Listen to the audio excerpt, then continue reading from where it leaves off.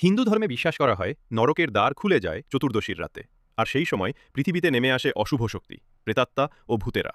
এই কারণেই এই দিনটিকে বলা হয় ভূত চতুর্দশী, অর্থাৎ ভূতদের রাত্রি। এই রাতে বাড়িতে ১৪টি প্রদীপ জ্বালানোর প্রথা আছে। বিশ্বাস করা হয় এই আলো নাকি ১৪ প্রজন্মের পূর্বপুরুষদের আত্মাকে শান্তি দেয় আর অশুভ আত্মাদের দূরে রাখে। এই প্রদীপগুলো ঘরের প্রতিটি কোণায় জ্বালানো হয়, যেন কোনো অন্ধকার, কোনো ভূত সেই আলো পেরিয়ে ঘরে ঢুকতে না পারে। ভূত চতুর্দশীকে অনেক জায়গায় নরক চতুর্দশী বলা হয়।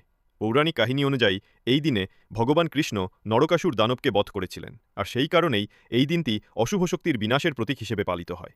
এই দিন সকালে মানুষ স্নান করে, প্রদীপ জ্বালে, দেবতার পুজো করে, আর রাতে অন্ধকার দূর করার জন্য আলোকিত করে নিজের ঘর। এটা শুধু ভয় নয়, এটা এক প্রার্থনা, অশুভ শক্তির বিরুদ্ধে শুভ শক্তির জয়।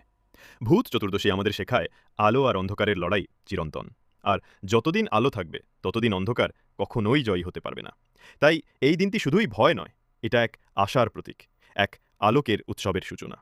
ভালো লাগলে ভিডিওটা লাইক করুন, শেয়ার করুন আর সাবস্ক্রাইব করুন আমাদের চ্যানেলটিকে। আর পেয়ে যান এমনই ধর্ম, ইতিহাস ও রহস্যের গল্প